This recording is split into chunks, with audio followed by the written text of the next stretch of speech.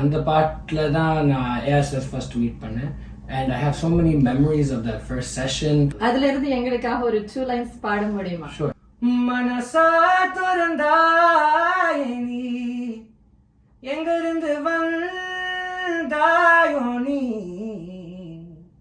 அடியே அடியே என்ன எங்க நீ கூட்டி போற பல்லாங்குழி பாத புரியல உன்னை நம்பி வாரேனே இந்த காட்டு ஒரு ஆட்டுக்குட்டி போல உன் பின்ன சுத்துறேனே அடியே அடியே என்ன எங்க நீ கூட்டி போற அடியே அடியே என்ன எங்க நீ கூட்டி போ